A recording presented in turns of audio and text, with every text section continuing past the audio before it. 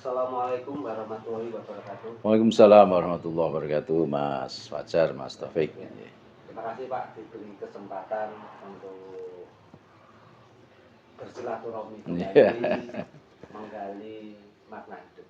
Insya Allah. Ya terkait dengan tadi malam peristiwa alam tentang gerhana bulan dan juga kan pas juga kemarin juga ada Maulid Nabi. Bisa dijelaskan terkait dengan peristiwa gerhana bulan dan Maulid Nabi? Bisa lebih detail. Terima kasih Mas Taufik, Mas Fajar. Luar biasa ini pertanyaan ini. Artinya penyanyi kerso bertanya, kemudian saya akan menjawab tentu sebatas kemampuan saya. Sebenarnya pertanyaan seperti itu sejak dulu kala. Kenapa saya katakan sejak dulu kala? Karena ada hadis yang secara khusus itu memang Rasul mengingatkan bahwa yang kurang lebih terjemah bebasnya begini.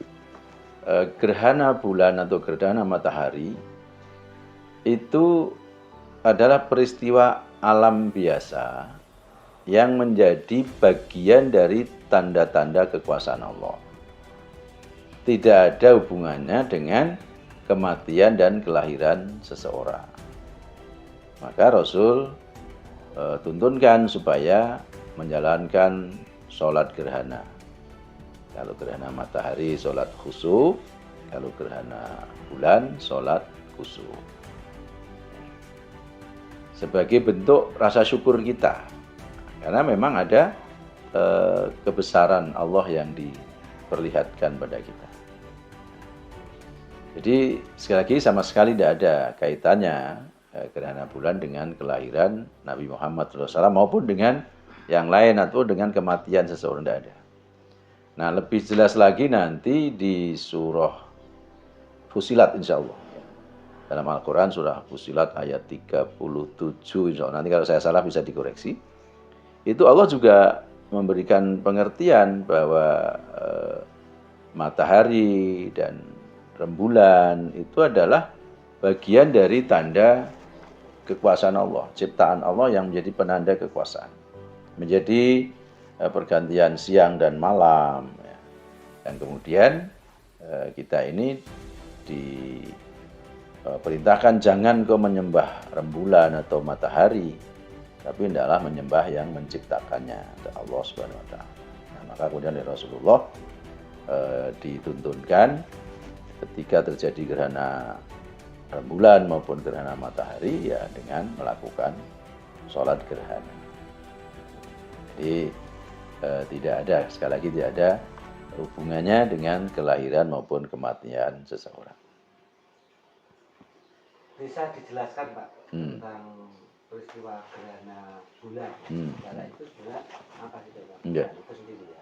Ya, gerhana bulan itu kan sebagaimana di para ahli astronomi menjelaskan. Jadi kan semua planet itu kan ada manzilah, ada garis edarnya sendiri-sendiri. Ya, termasuk matahari, rembulan dan bumi ini kan posisinya kalau normal kan begitu. Sehingga dari matahari ini menyinari bulan, lalu kalau malam kemudian mantul ke bumi kan gitu. Nah, tapi pada saat terjadi gerhana bulan, ini kan tertutup ini. Nah, tertutup ketika berputar itu tertutup sehingga dia tidak bisa memantulkan ke sinar matahari itu cahayanya ke bumi gitu, sehingga kemudian terjadi gelap gitu ya. Nah, gerhana bulan maka ada istilah sebagian, ada total gitu ya. Kalau sebagian maka di belahan bumi ini masih bisa ada sinar rembulan gitu ya, cahaya rembulan. Tapi kalau total ya enggak bisa gitu ya. Nah, kalau tadi malam memang cukup malam terjadinya ya. Jadi kalau di Indonesia ini sependek yang saya tahu melalui informasi sosial media itu ya kira-kira dimulai dan hampir setengah 12 itu ya. Kemudian tadi malam ya, tanggal berarti tanggal 8 ya dini hari ya. September ya. Iya, September dini hari. Kalau kami lihatnya tadi malam itu sekitar melakukannya jam 1 lebih sedikit lah, kira-kira setengah 2 masih ada sedikit terlihat. Nah, kemudian hilang atau tertutup sepenuhnya. Jadi sekali lagi jangan ada penafsiran yang salah gitu ya. Dan apa sih manfaatnya barangkali kemudian karena sekali lagi ini ayat-ayat Allah. Pasti ada banyak manfaat. Yang pertama bagi kami umat Islam memperteguh keimanan. Jadi secara spiritual akan lebih tambah. Karena apa yang disebut dalam salah satu ayat Quran bahwa Al-Quran itu adalah Dzalikal kitabu la raiba fi, bahwa di dalam Al-Quran itu tidak ada keraguan isinya. Pasti isinya itu pasti. Nah kan disebut, tadi saya sampaikan di dalam Fussilat ayat 37 kan ada. Nah maka kemudian terbukti kan, terbukti. Nah itu kemanfaatan secara spiritual. Juga masih bisa lagi kita kemudian bisa lebih mendekatkan diri pada Allah. Karena di dalam sholat gerhana baik rembulan maupun matahari, Rasulullah menuntunkan ada sholat gerhana. Dan sholat gerhana itu kan setelah sholat kemudian ada khutbah. Dan khutbahnya itu terkait dengan peristiwa. Nah, itu kemudian setelah itu kita disunahkan untuk berdoa. Nah, setelah berdoa juga disunahkan untuk bersedekah. Sehingga banyak manfaat secara spiritual untuk para muslim atau mukmin. Nah, ada juga kalau menurut kami bahwa kemanfaatan secara non spiritual, baiklah secara ilmu pengetahuan misalnya, kan dengan peristiwa itu bisa menuntun, bisa memberikan motivasi kepada para ahli astronomi untuk lebih melakukan kajian lagi terkait dengan benda langit gitu. Pasti ada manfaatnya. Kemudian nanti bagaimana dampaknya dengan air laut misalnya. Nah, itu kan tugasnya para saintis, orang-orang yang ahli di dalam ilmu pengetahuan alam. Nah, itulah Quran. Jadi Quran itu selalu membimbing, memotivasi para ilmuwan itu mengembangkan keilmuannya. Dan saya yakin insya Allah semakin hari akan semakin bisa memajukan bumi ini. Satu contoh misalnya sekarang mulai lebih dari 60 negara sudah menggunakan kalender hijriah global tunggal. Nah ini kan tidak mungkin tanpa pengetahuan dan teknologi, kemudian tanpa astronomi, pastilah saling berkait. Nah ini luar biasa. Yang juga akan menuntut kita mempelajari karena dia ada tuntunan sholat gerhana, nah, pastilah menghitung kan, menghitung dengan melihat, ya, meruqyah, kemudian melakukan hisab, perhitungan, sehingga para kiai bisa memberikan informasi pada santrinya. Kalau tidak melakukan perhitungan kan nggak mungkin, misalnya, wah ayo sekarang, ya sudah nggak akan bagus, pasti ada perhitungan sebelumnya. Dan itulah hebatnya Quran. Makanya jangan dipertentangkan antara metode hisab dan ruqyah itu, karena metode apapun masih saling berkait. Hisab juga membutuhkan ruqyah pun membutuhkan hitungan atau hisab. Peristiwa alam ini harus menambah lebih tebalnya rasa spiritual kita. Dan kemudian menebalnya rasa spiritual itu harus terwujud di dalam amal, dalam perbuatan. Insyaallah. Dan dulu kita akan terus mempelajari kenapa Allah menciptakan ini ya. Ada gerakan pasti insyaallah. Secara astronomi iya insyaallah. Saya yakin. Jadi kesimpulannya makna antara gerhana bulan tadi malam dengan bulan Maulud Nabi Muhammad SAW ini sebenarnya adalah secara langsung kita bisa menjelaskan, karena kebetulan ada hadis ya yang menjelaskan bahwa Rasulullah bersabda tidak ada kaitannya antara gerhana baik bulan maupun matahari dengan kelahiran atau kematian seseorang.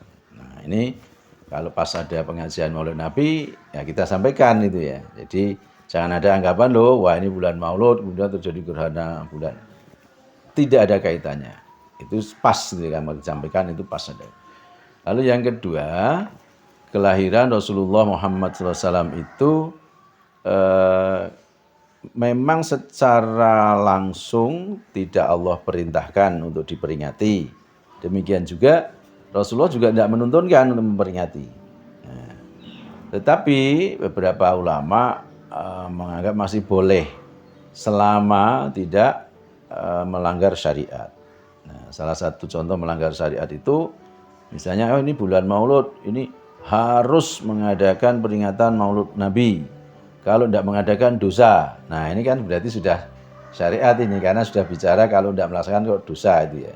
Nah, ini tidak boleh.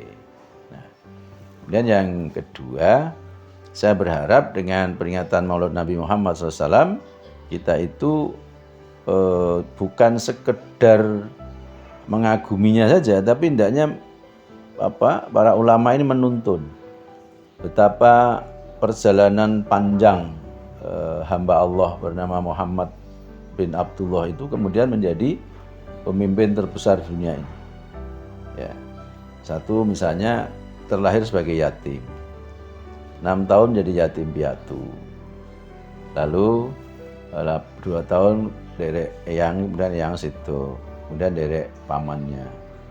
Kemudian dilatih untuk berwirausaha, perdagangan dan sebagainya. Tetapi beliau tidak pernah melupakan lingkungannya, sehingga ketika ada peristiwa untuk mengembalikan Hajar Aswad yang tergeser karena banjir, ketika para suku sudah saling berhadapan untuk berebut, maka beliau mengusulkan bagaimana kalau ada wakil dari masing-masing suku ditunjuk yang kemudian besok siapa ketika dimulai, kalau dalam bahasa sekarang subuh ya, waktu subuh itu yang pertama bisa masuk ke dalam Ka'bah ya itu yang mewakili. Ternyata Allah takdirkan yang bisa masuk kan pemuda Muhammad bin Abdullah. Maksudnya kan haknya keluarga besar beliau, suku beliau, Bani Hasyim. Tapi beliau menunjukkan kehebatannya, kebijaksanaan, kearifannya.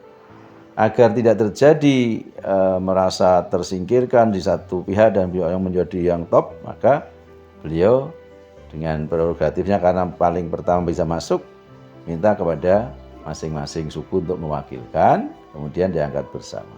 Masya Allah. Di istilah kemudian beliau mendapat gelar Al-Amin. Jadi Al-Amin itu kan diperoleh sebelum kenabian. Nah, kemudian ini penting untuk kita kaji dalam Maulid Nabi ini, supaya kemudian kita ini juga tidak ketika terlahir dalam kondisi bukan di keluarga yang hebat ya, itu tenang aja, tidak perlu putus asa, tetap jalani, hikmahnya gitu. Lalu kemudian masyarakat sekitar kalau kemudian melihat bahwa meskipun ada si A atau si C atau si apapun yang kemudian dari keluarga kurang mampu, tapi punya kepemimpinan yang luar biasa, harus diberi ruang. Diberi ruang. Nah, sekarang ini kan terjadi pengkhianatan dalam tanda petik atau penzoliman. Nah, ini sedang saya sampaikan nih kalau saya memperingati Maulid Nabi.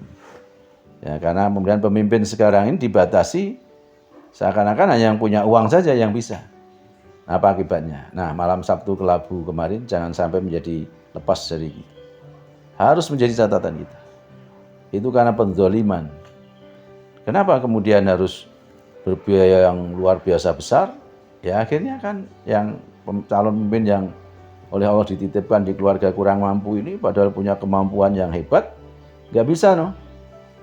Nah, secara spiritual saya melihatnya dosa ini kemudian diledakkan itu pada kemarahan orang-orang yang dizalimi itu. Karena perilaku para pemimpin yang dia naik dengan kos yang sangat tinggi itu kan akhirnya ya ingin kembali dan bati itu ya. Nah, akhirnya kemudian putusan-putusannya, program-programnya itu tidak peduli pada pro rakyat.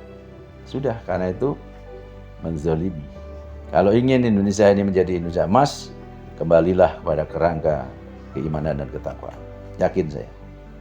Insya Allah itu kesimpulan di dalam mempelajari atau memperingati Maulid Nabi Muhammad SAW pada 1447 Hijriah ini. Jadi akhlakul karimah dan kemudian diwujudkan dalam perilaku sehari-hari. Insya Allah.